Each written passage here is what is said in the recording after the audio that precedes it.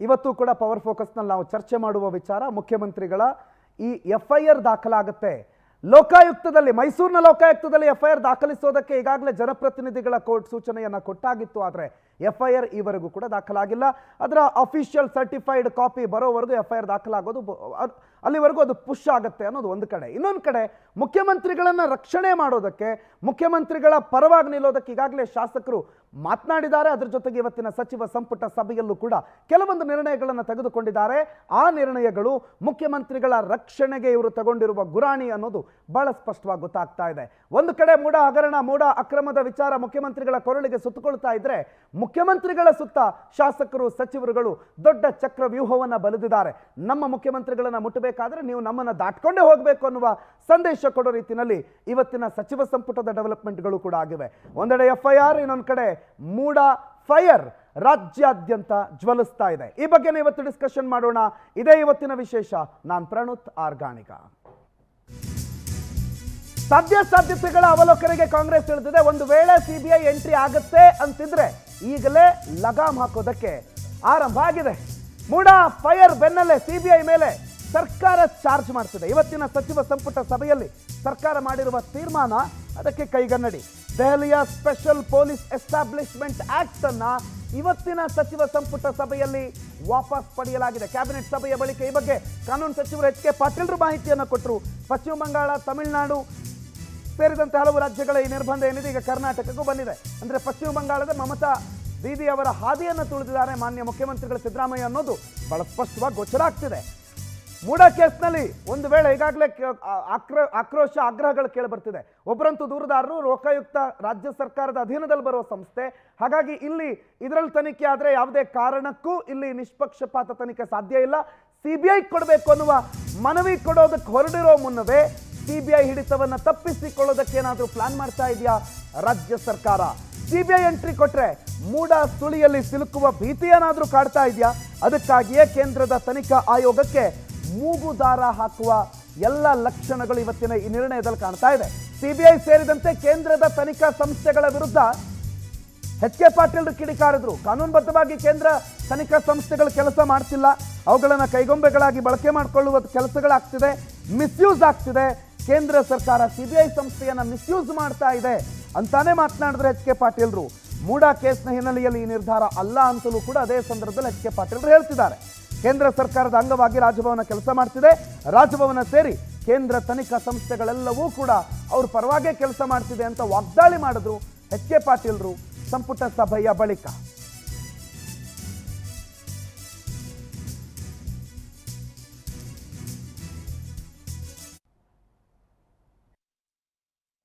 ಇದರ ಪ್ರಕಾರ ಯಾಕೆ ಅದಕ್ಕೆ ಏನು ಅಮೆಂಡ್ಮೆಂಟ್ ಅಂತ ಆಲ್ರೆಡಿ ನೀವು ಕನ್ಸೆಂಟ್ ಇಲ್ಲದೆ CBI ತಗೊಳ್ಳೋದೇ ಇಲ್ಲ ಯಾವುದೇ ಕೇಸ್.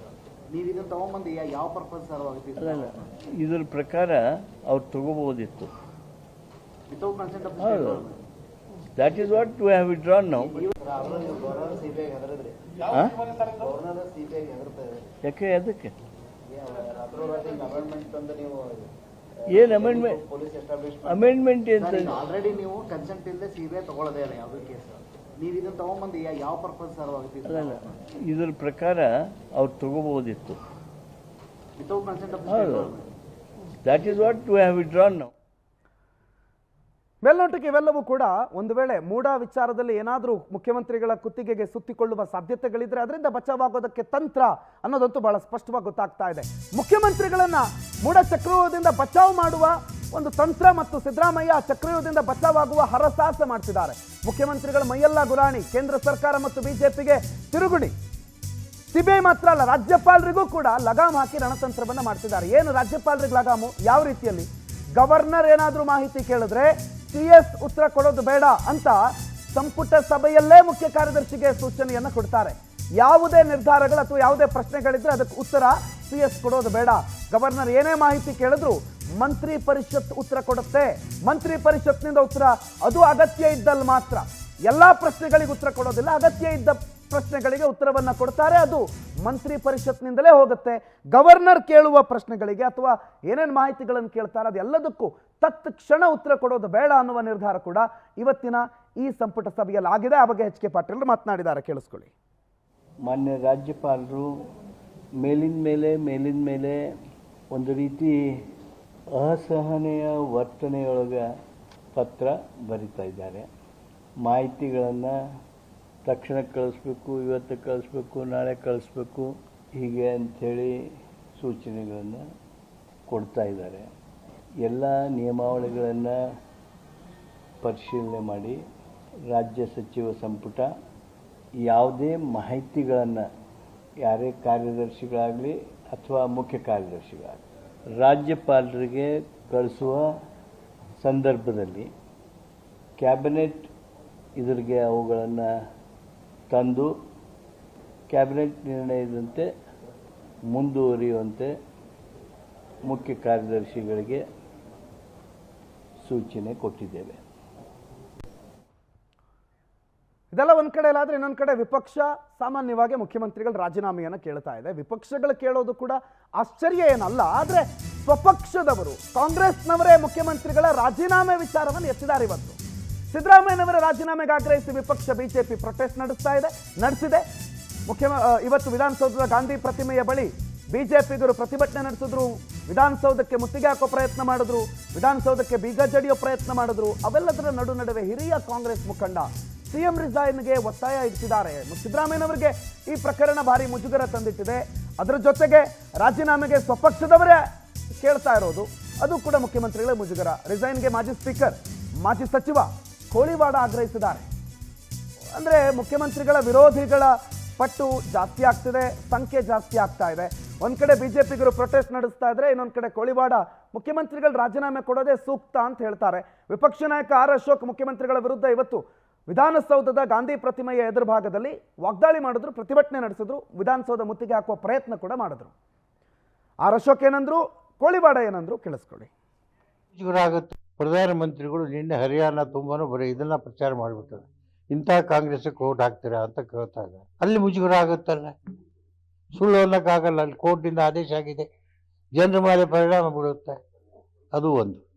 136 ಜನ MLA ಇದೆ, ಅವ್ರಿಗೆ ಸಪೋರ್ಟ್ ಇದೆ, ಹೈಕಮಾಂಡ್ ಸಪೋರ್ಟ್ ಇದೆ. ನಾನು ಈ ಪಕ್ಷ ಮುಜುಗರ ತಪ್ಪಿಸ್ಲಿಕ್ಕೆ ನೀವು ರಾಜೀನಾಮೆ ಕೊಟ್ಟು ನಿಷ್ಕಳಂಕಿತರಾಗೋದು 100% ಸತ್ಯ. ಅವ್ರದ್ದೇನು ಕೈ ಇಲ್ಲ, ಇನ್ವಾಲ್ವ್ಮೆಂಟ್ ಇಲ್ಲ ಅದರೊಳಗೆ. ಯಾಕಂದ್ರೆ ಅವ್ರು ಎಲ್ಲಿ ಪತ್ರನೂ ಬರೆದಿಲ್ಲ, ಎಲ್ಲಿ ಫೋನ್ ಮಾಡಿಲ್ಲ, ಯಾವುದೂ ಇಲ್ಲ. ಅದು ತಪ್ಪು ಮೂಡಾದ ಹೊರತಾಗಿ ಇವ್ರದಲ್ಲ. ಅವರು 100ಕ್ಕೆ 100ರಷ್ಟು ನಿಷ್ಕಳಂಕಿತರಾಗಿ ಹೊರಗೆ ಬರ್ತಾರೆ. ಬಂದ ಕೂಡಲೇ ಅವರೇ ಮುಖ್ಯಮಂತ್ರಿಗಳು ಆಗ್ತಾರೆ. ನಂದು ಬೆಂಬಲ ಇದೆ, MLAಗಳು ಬೆಂಬಲ ಇದೆ, ಹೈಕಮಾಂಡೇನು ಬೆಂಬಲ ಇದೆ. ಇಂಪಾರ್ಷಿಯಲ್ ಆಗಿ ತನಿಖೆ ಆಗಕ್ಕೆ ಸಾಧ್ಯನೇ ಇಲ್ಲ.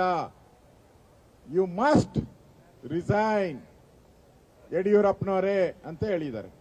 ಸೇಮ್ ಮಾತೆತ್ರೆ ಯಡಿಯೂರಪ್ಪನವ್ರ ಕೇಸೇ ಬೇರೆ, ನಿನ್ ಕೇಸೇ ಬೇರೆ ಅಂತೀಯಲ್ಲ. ಇದು ಕರಪ್ಷನ್ ಕೇಸೆ, ಹಾಳಾಗೋಯ್ತು. ಇಷ್ಟೆಲ್ಲ ಮಾತಾಡ್ತಿರಲ್ಲ, ನಾನು ಯಾಕೆ ರಾಜೀನಾಮೆ ಕೊಡಬೇಕು ಅಂತ. ನನ್ನ ತನಿಖಾ ವರದಿ ಬಂದಿದ್ಯಾ ಅಂತ ಶುರು ಮಾಡಿದ್ರು. ಇಷ್ಟು ದಿನ ಏನ್ ಹೇಳಿದ್ರು, ನನ್ನ ಮೇಲೆ FIR ಆಗಿದೆಯೇನ್ರಿ ಅಂತ ಕೇಳಿದ್ರಿ. ನನ್ನ ಮೇಲೆ ಯಾವ್ದಾನ ಕೋರ್ಟ್ ಆದೇಶ ಬಂದಿದೆಯೇನ್ರಿ ಕೇಳಿದ್ರಿ. ಈಗೆಲ್ಲ ಬಂದಿದೆ. ಈಶ್ವರಪ್ಪನವ್ರ ಕೇಸ್ ಆದಾಗ ನೀವು ವಿಧಾನಸಭೆಯಲ್ಲಿ ನೀವೇನ್ ಭಾಷಣ ಮಾಡಿದ್ರಿ? ಈಶ್ವರಪ್ಪನ ಮೇಲೆ ಏನು ಎನ್ಕ್ವೈರಿ ಆಗಿತ್ತಾ? ರಿಪೋರ್ಟ್ ಬಂದಿತ್ತಾ? ತನಿಖೆ ಆಗಿತ್ತಾ? ಏನೂ ಇಲ್ಲ. ಈಶ್ವರಪ್ಪನವ್ರ ರಾಜೀನಾಮೆ ಕೊಡೋರ್ಗೆ ಏನ್ ಕುಸ್ತಿ ಮಾಡಿದ್ರಿ ವಿಧಾನಸಭೆಯಲ್ಲಿ? ಈಗ ಯಾಕೆ ಮಾಡ್ತಾ ಇಲ್ಲ ಕುಸ್ತಿ? ಆಯ್ತು, ಬಿಜೆಪಿಯವರು ಈಶ್ವರಪ್ಪ ಅಂತ ಇಟ್ಕೊಳ್ಳಿ. ಆಗ ಈಗ ನಾಗೇಂದ್ರ ಮೇಲೆ ಏನು ಎನ್ಕ್ವೈರಿ ರಿಪೋರ್ಟ್ ಬಂದಿತ್ತಾ? ಬಂದಿರಲಿಲ್ಲ. FIR ಆಗೂ ಇರಲಿಲ್ಲ, ಕೈ ಬಿಟ್ಬಿಟ್ಟಿದ್ರು. ಅವನ ಯಾಕೆ ರಾಜೀನಾಮೆ ತಗೊಂಡ್ರಿ? ಅಂದ್ರೆ ಈಗಾಗಲೇ ಸಿಟಿ ಊಸರು ಒಳ್ಳಿ ತರ ಯಾವ್ಯಾವ ಸ್ಟೇಜ್ ಬರ್ತೈತೆ ಆ ಸ್ಟೇಜ್ಗೆ ಸುಳ್ಳು ಹೇಳ್ಕೊಂಡು ಹೋಗ್ತಾ ಇರೋದು.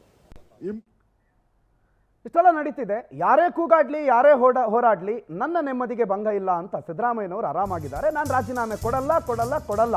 ಸಿದ್ದರಾಮಯ್ಯನವರನ್ನ ನೀವು ಎಷ್ಟೇ ಬಾರಿ ಕೇಳಿ, ಎಲ್ಲೇ ಕೇಳಿ, ಯಾವಾಗ ಬೇಕಾದ್ರೂ ಕೇಳಿ, ರಾಜೀನಾಮೆ ಯಾಕ್ರಿ ಕೊಡ್ಬೇಕು? ನಾನು ಕೊಡಲ್ಲ. ಅನ್ನುವ ಅಚಲ ನಿರ್ಧಾರಕ್ಕೆ ಮುಖ್ಯಮಂತ್ರಿಗಳು ಈಗಾಗಲೇ ಕಟ್ಟು ಬಿದ್ದಿದ್ದಾರೆ. ಸಿಎಂ ಬೆನ್ನಿಗೆ ಬಹುತೇಕ ಸಚಿವರು ನಿಂತಿದ್ದಾರೆ, ಶಾಸಕರು ನಿಂತಿದ್ದಾರೆ. ಶಾಸಕರು ನಿಂತಿರೋದು ಯಾಕೆ, ಅದ್ರ ಬಗ್ಗೆ ವಿಶ್ಲೇಷಣೆ ಮಾಡಬೇಕು ಬಿಡಿ. DCM DK ಶಿವಕುಮಾರ್ ಕೂಡ ಸಿಎಂ ರಿಸೈನ್ ಮಾಡೋದಿಲ್ಲ ಅಂತ ಬಹಳ ಸ್ಪಷ್ಟವಾಗಿ ಹೇಳಿದ್ದಾರೆ. KPCC ಅಧ್ಯಕ್ಷನಾಗಿ ಹೇಳ್ತಿದ್ದಾನೆ, ನಾನು ಸಿಎಂ ರಿಸೈನ್ ಮಾಡೋದಿಲ್ಲ ಅಂತ DK ಶಿವಕುಮಾರ್ ಹೇಳಿದ್ರು. ಅದಲ್ಲದೆ ಮೈಸೂರಿನಲ್ಲಿ ಹೇಳಿದ್ರಲ್ಲ, ಬಂಡೆ ರೀತಿಯಲ್ಲಿ ನಾನು ಮುಖ್ಯಮಂತ್ರಿಗಳಿಗೆ ರಕ್ಷಣೆ ಕೊಡ್ತೀನಿ ಅಂತ ಹೇಳಿದ್ರು. ಸೊ DK ಶಿವಕುಮಾರ್ ಅವರು ಕೂಡ ಮಾತಾಡಿದ್ದಾರೆ. ಮಾನ್ಯ ಮುಖ್ಯಮಂತ್ರಿಗಳು ಸಿದ್ದರಾಮಯ್ಯ ಮತ್ತೆ ನಾನು ರಾಜೀನಾಮೆ ಕೊಡಲ್ಲ ಅನ್ನೋದನ್ನ ಪುನರುಚ್ಚಾರ ಮಾಡಿದ್ದಾರೆ. ಕೇಳಿಸ್ಕೊಳ್ಳಿ. ನರೇಂದ್ರ ಮೋದಿ ಅವರ ಸರ್ಕಾರ ರಾಜೀನಾಮೆ ಕೊಡೋ ಪ್ರಶ್ನೆ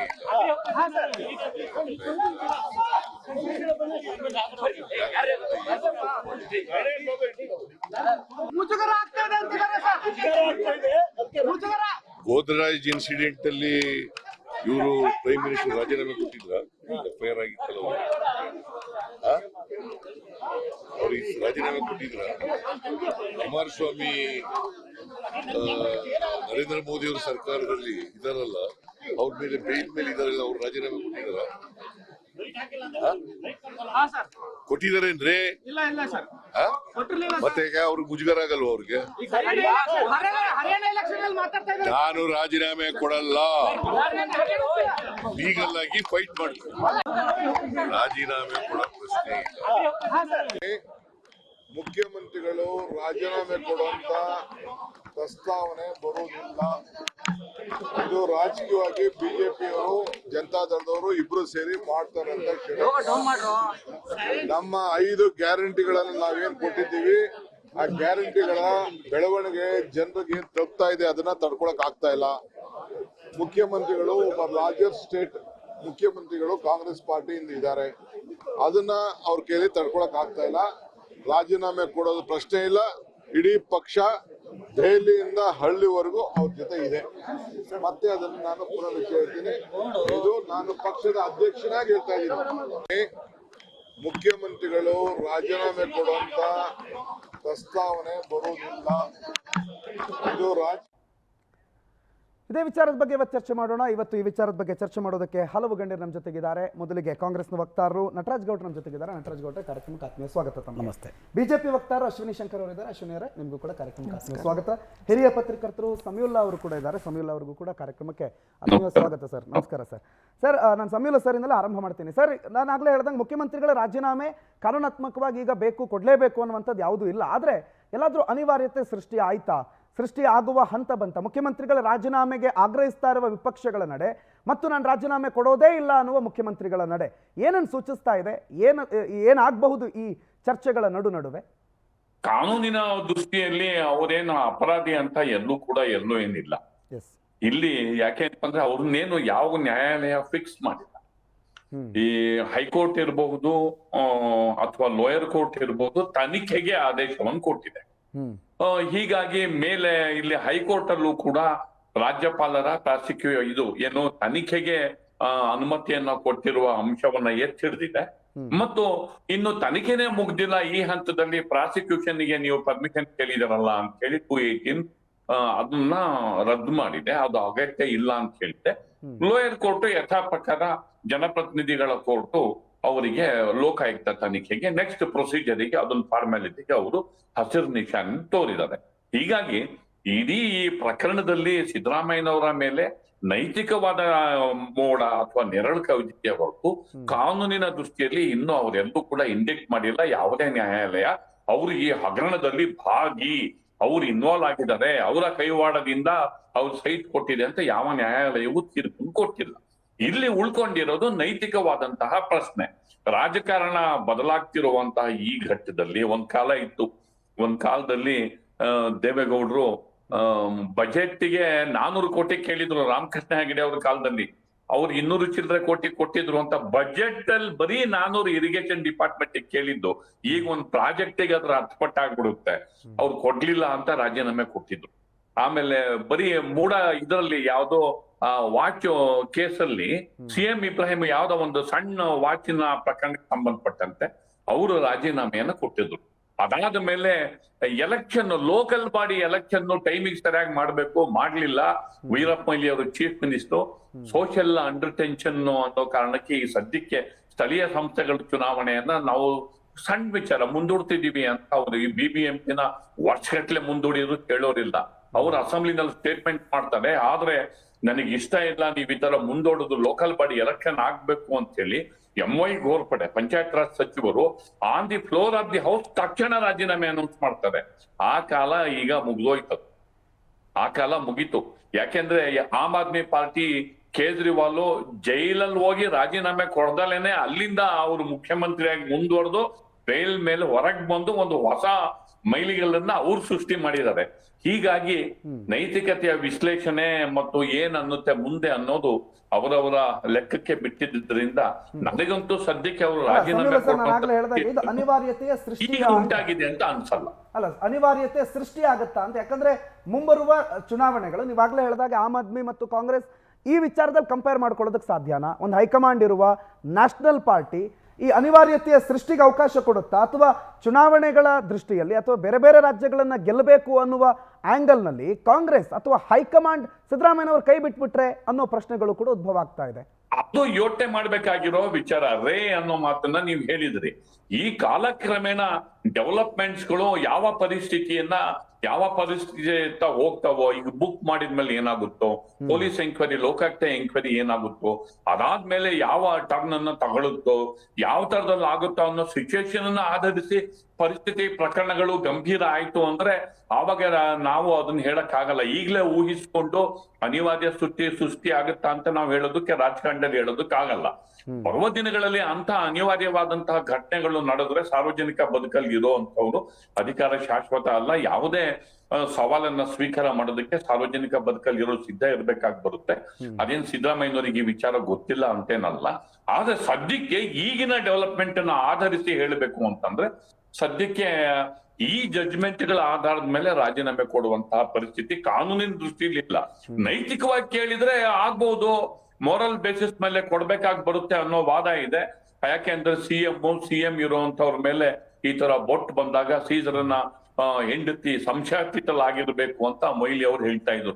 ಅದು ಕಡೆಗೆ ಏನೇನೋ ಆಗ್ಬಿಟ್ಟು ಅದು ಅವ್ರು ಹೇಳ್ಬಿಟ್ಟು. ಹೀಗಾಗಿ ಈಗ ಕಾನೂನಿನ ದೃಷ್ಟಿಯಿಂದ ಹೇಳೋದಿತ್ತು ಅಂದ್ರೆ ಸಿಎಂ ಏನ್ ಫಿಕ್ಸ್ ಏನ್ ಮಾಡ್ದಲೇ ಇರೋದ್ರಿಂದ ಅವ್ರು ರಾಜೀನಾಮೆ ಕೊಡುವಂತಹ ಅಗತ್ಯ ಇಲ್ಲ.